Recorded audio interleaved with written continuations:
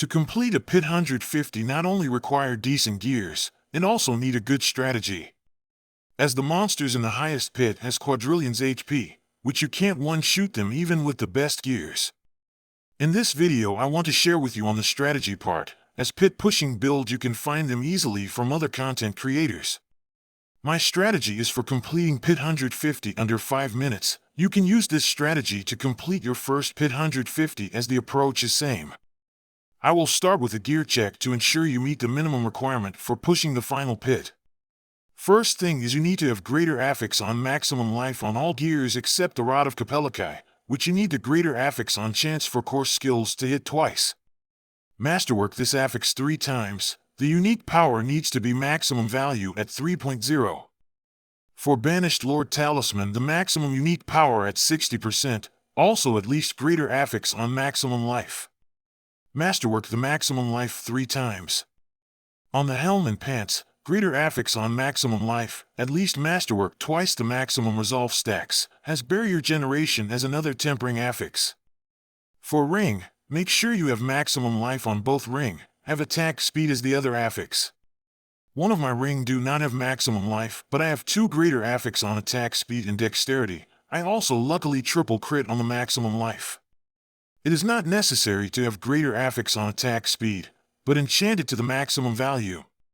This will allow you to reach the attack speed breakpoints at 140.3 or further up to 163.8 if you have greater affix. Make sure you pick up all attack speed nodes on the Paragon board. Ensure you unlock the extra bonus from legendary nodes. You can arrange the sequence of the Paragon board which give you lower stat requirement to unlock the key bonus include attack speed and maximum life. The bonus stat from Shroud of False Death will help you a lot. To check your current maximum attack speed, swap your Quill Volley skills button to the leftmost so that you can open your stats screen while attacking the dummy. Make sure you have reached the 122% barrier generation breakpoint for 100% barrier. Pick all the barrier bonus on the Paragon nodes, and also ensure all your armor and boots have barrier generation. You can use the Amethyst gem for extra barrier generation. If you have Shroud of False Death, you gain 1 free skill point on the Auspicious passive, which give you 10% extra barrier bonus.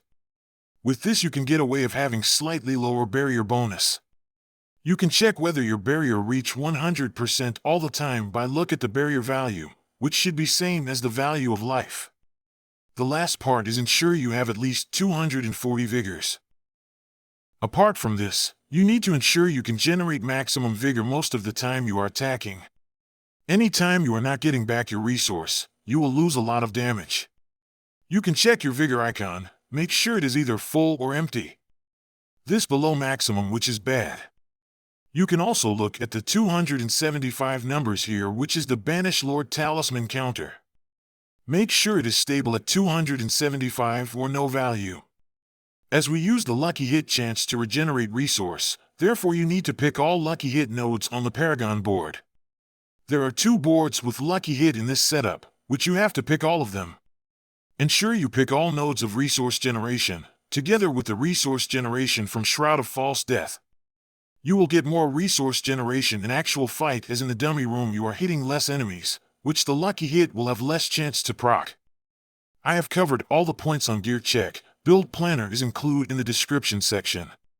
Let's move on to the strategy part.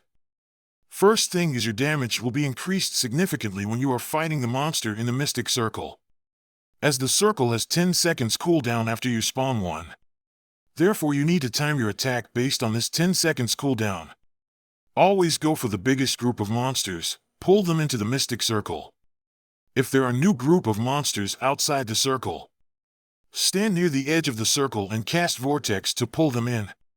Be conscious of the cooldown of the circle, do not fight in the circle too long to avoid spawn another circle on top of the original one, as you may have very little monster left after the new spawn. Then you have to waste 10 seconds for another circle when you move on to new pack of enemies. Always try to stay in the circle less than 10 seconds, move to another big group of monsters to spawn a new Mystic Circle and fight them inside. When your Mystic Circle is not up yet, try to move further to find more enemies. Some of the enemies you left behind will chase you. When your Mystic Circle is up, You can pull them in together and clear them efficiently. You can test whether your Mystic Circle is already available by hit the monster you passed through once. If no circle spawn, just move forward to find bigger group of enemies. Second thing is your damage is at the peak when you cast the Scourge, Armor Hide and Hunter at the same time on a big group of enemies inside Mystic Circle. Hitting enemies affected by Scourge will gain you extra damage against crowd-controlled enemies. Scourge also apply fear on the enemy. It gives you 40% damage with the apprehensive aspect. There are few passives and Paragon nodes gain you extra damage on crowd control enemies. Some passive also increases your damage when you cast Hunter. Armor Hide is important as this is a guerrilla skill which give you 20% maximum life when you cast it. Therefore you need to plan your attack which you pull in all enemies into Mystic Circle, cast Armor Hide, Scourge and Hunter together and try to burst down the enemies within 5 seconds. If you have been hitting enemies for a long time, they will become unstoppable. You will do very little damage against unstoppable enemies. Therefore the best thing to do when the monster become unstoppable is move away to find another large enemies pack. Pull them into a new Mystic Circle with Vortex. Some of the unstoppable enemies chasing you may come out of unstoppable and let you pull them in. As Mystic Circle has 10-second cooldown, you can try to play around this timing. Hit the monster inside Mystic Circle until they become unstoppable, move away to find a new group. Pull them in again and wait for the next Mystic Circle is up, then burst them down with all your skills activated. Sometimes when I see a large group of enemies ahead, I will cast Hunter first as this will allow me to travel far distance. After I have landed, I will pull them in with Vortex followed by pressing all skills button together to burst down entire group of monsters. The third part is very important. There is a type of enemy with damage reduction aura affix. This enemy emit a pink color aura. Monster affected by the aura have a different affix named damage resistant. They will take significantly less damage. This monster type are the main reason you can't complete the pit within the target time. The champion type monster which generates the damage reduction aura is not protected by the aura itself. This makes him easier to kill compared to the monster he is protecting with affix damage resistant. Therefore, always kill this champion first before you hit the rest of the monster. The best way to kill him is to stick with him at point-blank distance, which he will take most of the damage. If he is a bit far away or outside of the Mystic Circle, you can pull him in with Vortex in to murder him. You may find it is difficult to target him after you use Vortex to pull him in with many other mobs. You can find him quickly by look at which monster HP drop faster than the rest. Point your mouse over him to focus fire on him. This monster has longer HP bar compared to the rest, but it drops much faster as he is not protected by the aura he generated. Set your mouse cursor size to the biggest with sharp color will help to keep track the location of the cursor. This makes it easy to point out the damage reduction champion.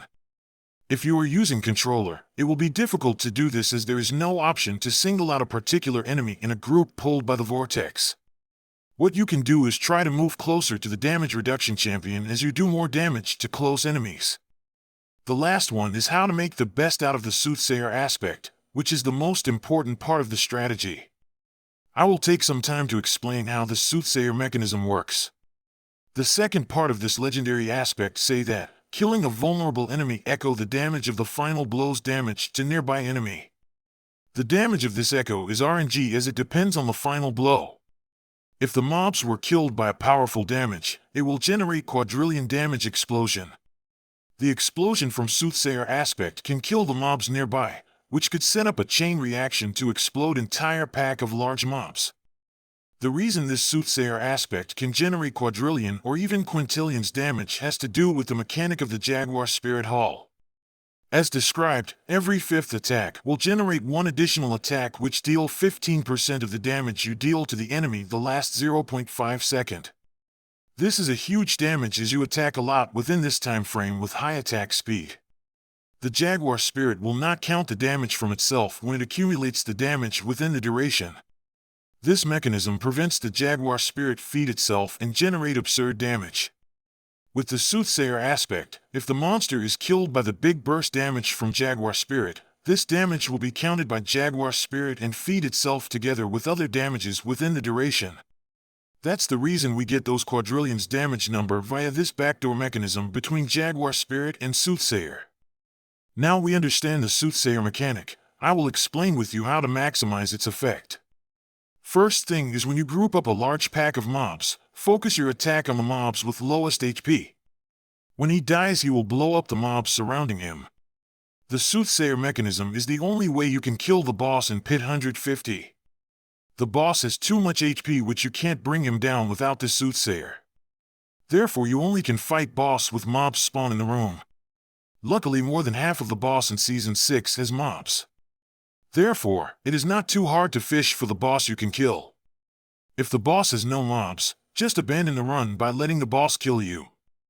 This will save your time as you will time out if you try to kill the boss without the support from the smaller mobs. To kill the boss with mobs, wait till little monsters appear, use Vortex to suck them in. Make the mobs stay as close to the boss as possible. Focus your attack on the mobs, hope that when he dies it will one-shoot the boss. Sometimes you only take out a fraction of boss HP when the mobs die, as Soothsayer only count the damage from the final blow. The damage could be low if the mobs have low HP which may kill by your low damage final attack. Just wait for another mob spawn again if this happens. If you are fighting the Blood Bishop boss, he will not spawn mobs but the Blood Orbs. You can kill the Blood Orb hope to damage him. But it will take much longer time as the Blood Orb don't spawn near the boss. Just be patient and focus your attack on the Blood Orb, not the boss. Slowly you will be able to kill him, or you can just abandon the fight to save time.